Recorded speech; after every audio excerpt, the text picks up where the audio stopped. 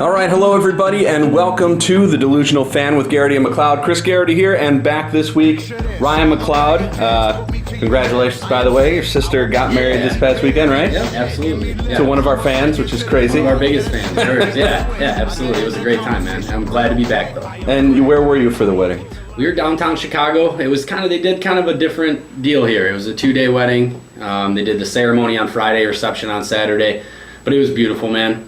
The ceremony was in the Tribune Tower, which was gorgeous. Being up in the tower like that, and so everything was awesome. Went out without a hitch, except for, I was telling you earlier, one minor hitch for Bergs with a little injury he suffered, but we got past it. We powered on and we got after it, to say the least. Well, Bergs, I have my own humidor. I have cigars. If you ever need to learn how to use a cigar cutter, I'd be more than happy to teach you.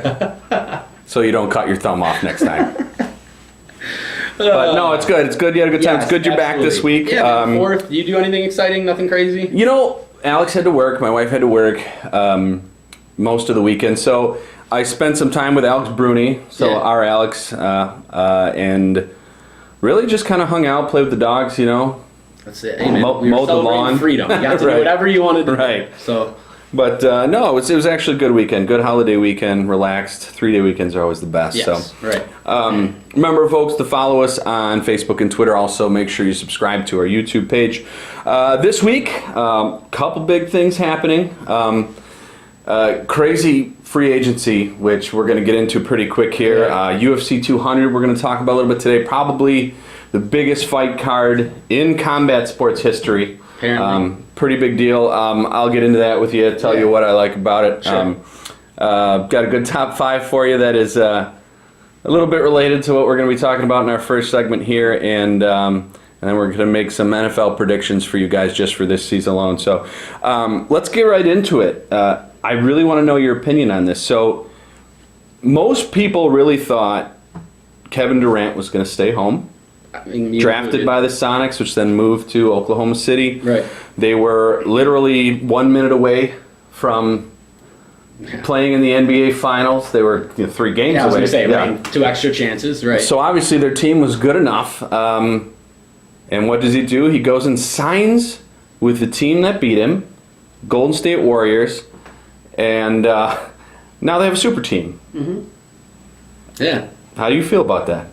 Well, I think my first initial reaction, and I was abruptly woken up by weirdly enough, Bergs this weekend, passed out after recovering on Sunday, and he wakes me up and tells me that Durant just signed with Golden State, and it was kind of in like a haze. I didn't even realize comprehend what was happening. And my first reaction was kind of outrage, and I've had a couple days to digest it and kind of take it all in and step back. And I'll be honest with you, man. I'm turning a page here. This outrage is out of fear. It's out of fear of what this brings, and you got to keep in mind, Durant passed on money to go here. He's taking an opportunity to excel his career and his legacy. I'm not upset that Durant settled, or that he didn't settle. I feel like that's kind of what he took into it was, I've been here for 10 years. I don't have a ton to show for it besides points in cool shoes, and it's a legacy league, right? You're judged by your rings and more than anything, because he has the MVP, he has the points and the scoring titles. He doesn't have a ring, and as much as they were in position to win last year, and people can knock him for jumping ship and going to the team. I get the whole concept that it's the team that knocked them out of the playoffs this year. But, LeBron didn't settle, and there was outrage then, right? What do you think about shills like Stephen A. Smith calling him a coward? I totally disagree. I don't think he's a coward for doing this. Yeah. Again, look, LeBron didn't settle, there was outrage. And now everybody's acting like what LeBron did was okay. And that this is the new evil. There's difference in the fact that they are an established team. I get that, but other than that, it's not that much different. He's taking an opportunity to elevate his career. He's tired of dealing with not getting to the pinnacle. He knows that he's going to be judged on that when it's all said and done. I'm okay with it. I actually almost 100% agree with you, except Okay. I never had any outrage. Yeah, right. I think it's freaking hilarious that people are literally losing their minds over this. Right. Because any other time other than now, this stupid social media age we live in, Yeah. if a player takes less money to win championships, he'd have been known as a freaking hero. Mm-hmm. And look how much crap people gave Kobe the last few years for taking the big contract with his home team instead of taking less money to try and build a winner. Right. Now Kevin Durant takes less money to go win, and morons in OKC are burning jerseys. Stephen A. Smith's calling him a coward. Charles Barkley says, I can't believe he would do something like that. It's okay, you can live the rest of your life without being a champion.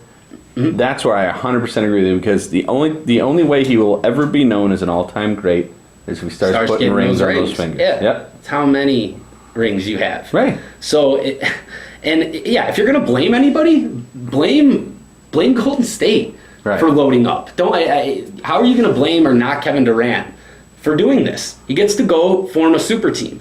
And look, I personally think the NBA is a better league with Durant in Oklahoma City, right? Mm-hmm. You have more parity, you have that. But well, let's talk about that. People are acting like and this is what I can't get. People act like if Golden State was our team, right? If they were the Bulls, we had that roster, that organization, that front office, and that coach, and we landed Durant, like we'd be like, no. I want to do this the right way. We have the squad we need. There's no, come on. If Curry went to OKC, would Oklahoma City fans have a problem with that? Now they want to complain because he's going to, you know what I mean? There's a contradiction there. If it was happening to your team, you would have no problem with it. Right. Yeah. But there's an NBA contradiction also, because remember the NBA deal the deal the NBA vetoed with Chris Paul a few years back because of competition? I was thinking about that today as well. So it's crazy to me that they vetoed that. Right. And then Durant's able to go here? That's Exactly. crazy. They screwed Kobe out of that. Oh, for yeah. sure. Because Kobe was chasing championships at that point. And he helped recruit Paul, and everything was in line. Yeah, that was crazy. And for this to allow this, and this is my overall theme here, I think, or my overall take from everything. If you have a problem with this, you better get over it quick. This is the NBA in 2016. Yeah. It is super teams. But it's not the super team like what LeBron did in Miami is he took two buddies and decided we're all going to play for the same team. Right. Golden State drafted all these guys. They drafted Steph Curry. They drafted Klay you Thompson. could almost say this is just picking up one free agent. They're getting one free agent, right? Now, granted, arguably one of the best players in the league. Right, but, they probably have 4 of the top 15 players on their team now. Right. But you can't fault them for that. Well, and that's the thing. Yes, and I'll kind of get into this with when we, getting into Bulls talk and everything. But I don't know, man. Look, selfishly, I loved the playoffs this year, and I loved what OKC, how they fought and battled and went up 3-1 against Golden State. They were like a roadblock for them, and I loved it, and I wanted to see that. And so I am kind of sad to see it end on a selfish level. You know what I mean? I thought that was cool that they had that that kind of rivalry there, but people got to get over it, man. It's not going to change. You know what this does is it proves me right. With Russell Westbrook can't win with him. Oh, I don't know about that. Oh, I know. And that's I'm glad you brought that 100% up. know.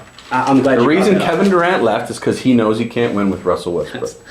Okay, and maybe They obviously didn't get along. All I'm saying is if roles were reversed, and because Westbrook's up next year, if Durant was up next year and he was up this year, what if Westbrook bolted? It would have been Westbrook couldn't win with Durant. He had to get out of there. And if he went to Golden State, Durant's not known as maybe an iffy teammate where Westbrook is. And again, we talked about this Look before. at Durant is going to a team where he will score less and having most likely less minutes on the court. Okay. Sure.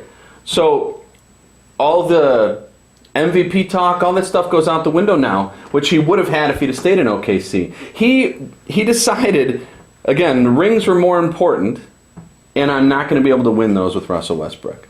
That people are calling one of the best players in the league, who I don't think he is. Yeah, I know, and that's where we disagree. And we went into this a couple weeks ago. I think that you're thinking and talking about Russell Westbrook of 3-4 years ago. He's not the same guy. He hasn't been the same guy for the last 2 years. He's been a triple-double machine. He has been one of the best players in the league the last 2 years. And I don't think he's been a detriment to them winning. I think Kevin Durant, towards the end of the playoffs run, was more of a detriment than Westbrook. And we can get into that debate all day. I don't know, man. I think if you want to get into the Westbrook-Durant conversation, that's a whole different conversation. There really isn't a conversation. I think we could debate that all night here. I don't know if you want to get into that. What's the debate? It's already been proven they can't win with Russell Westbrook. But again, I would say the flip side is Westbrook bolting would be the same. You could say the same thing. Westbrook can't win with Durant. Well, I don't understand. No, I agree they can't win together. Okay, but Westbrook's the problem, not Durant. And I disagree with that. And that's what I'm saying. Right. Okay. And I think with Durant bolting too, that the bigger problem is Westbrook will be leaving next year. He's not going to stick around Oklahoma City. No, he's going to go to a New York or an LA or Chicago. Well, God, I hope. God, I hope. You never know, because obviously, let's get into that. Chicago went into full explosion mode. I'm surprised even Jimmy Butler's still on the team. I figured they'd just, cut him or something. Why would you sign someone as worthless as Rajon Rondo? Well, I think he was. Yes, he's at the tail end of his career, I guess, or at least in the twilight here, right? He shouldn't be age-wise. No, which I know, but he's had injury problems and he hasn't been on great teams. And I think mentally he's a child. No, right. I think he is not going to, and I'll get into that. I don't think he's going to be good for the locker room. He's never has been.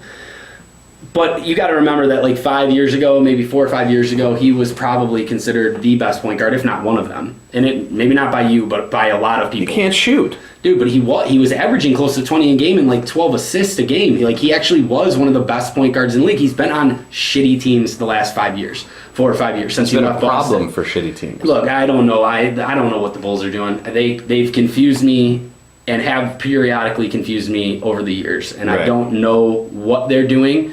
If I'm guessing, they're going to let they'll let Rondo run around for a year and watch the locker room implode and get Hoiberg fired. And, then they'll scapegoat Rondo. They'll get rid of him next year. They'll let him go on his second-year option.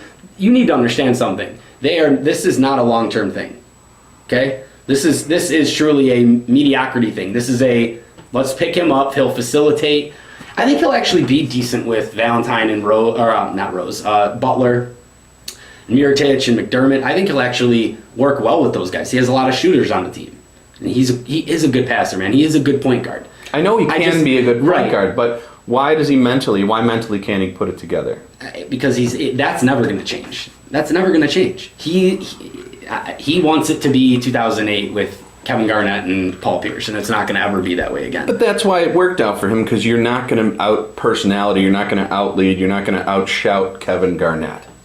Right? Yes. Kevin Garnett was a leader of that team. And he was like a rookie or second-year player when they all came together, so he didn't need to be that guy. Do you think Jimmy Butler can corral?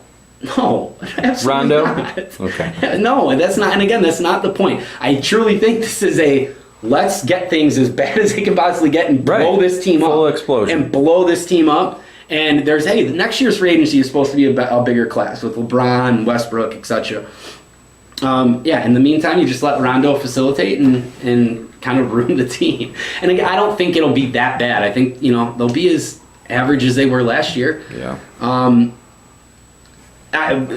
Do you think Wade's going to come here? I don't think there's a chance he comes here. I think he totally leveraged us like he did in 2010. And and kind of what reports are saying, but I think that was obvious he was going to do that. And you got someone to offer him the contract he wanted, which means Miami's going to have to step up. Yep. Because he'll never sign 2 years, $50 million. Yeah. He won't play in Denver. No, so he's going to make sure Miami gets close to $50 million. I think overall, the 2016 NBA is about kind of the super team. You need to have at least 2 or 3 superstars, at least, to actually compete for a championship. Cleveland did it with 2. That's kind of having everything click, too. Yeah, Cleveland did it with 2. Yeah, and that's what I mean. At least 2 or 3. Love did not play like a superstar.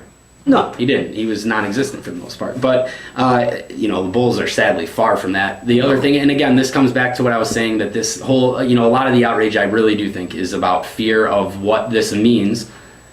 And most of the teams in the league aren't close to that. They don't have 1 or 2 superstars, let alone 3 or 4. So and this is going to be the Patriots of the NBA now. They're just going to win. I really hope not. That's something I will not like. If they just keep reloading with this type of stuff, and I don't know. Let's not start calling him Kerr Belichick, but No. I'm just saying. You know what I mean? A lot of that is Belichick. When I bring that up, it has more to do with the name of the show. As I learned to really, just from even seeing them on TV, just not stand Golden State fans. The way they just were, entitled, new fans. You know what I mean? These are, I would say 90% of those people in that stadium for those finals weren't in that stadium 3 years ago. No, I agree. I do. I agree. And treating, LeBron and the Cavs like crap and the shit they were yelling. And, I mean... Their whole demeanor over the last year. Yeah. And obviously... Didn't the Cavs fans end up throwing one off the second row or second level in Cleveland? Like, it just got nasty. Yeah. So, but I don't know. Yeah. I'm definitely not happy Golden State's gonna win. I mean, honestly, they could freaking go undefeated next year. Really. And I don't think they will either. Not gonna happen. I'll put money on that. But I will say this: that I can't remember a team, even Miami, when they were, predicted to win. Yeah. When LeBron was there and they had that run, I don't know if I've ever really this team is expected to win. There is no exception for losing now, or for winning. Yeah. So when you won the finals one year, when you should have won it the second year, and now you add the second best player in the league in your team. And did you see too how fun? Oh, Ray Allen. Yeah. David West. They signed David West. Ray Allen's probably going to go there. They signed David West, though. I'm just saying their bench is scary. Can Ray Allen still even play? Probably. And David West didn't play. You don't lose that jumper, dude. If you get an open shot. And all I'm saying is, if that happens, they have the three best shooters of all time. This is Golden State's downfall. It was in the finals. Is they don't need more shooters. They need defensive players. Like, I would have seen them wanting to sign somebody more like Joakim Noah to hold down the defense. Sure. I mean, yeah. You can make this, Joe's gonna, he's kind of losing it too, but I don't know, man. It was crazy. It was crazy. It's not over. And we thought we were out of the woods with basketball, but we're not. This is just that was nuts. And now we're gonna have a super team. But so let us know what you think about Golden State. What your opinion is on Durant leaving OKC. Get over it. I mean, it honestly would be like Aaron Rodgers at the end of his contract being, I don't want to play in Green Bay anymore. I mean, the people here would lose their shit. Just lose it. That's something we'll get into another time, but yeah, you'd lose it. You might. I don't think it's impossible. It'd be like suicide day. But we saw Favre play for the Vikings, so anything can happen. And you lost your shit. I'm just saying, anything can happen. Yes. All right, when we come back, we are going to be talking about the biggest fight card of the century coming up here, UFC 200. We'll be right back. Woohoo!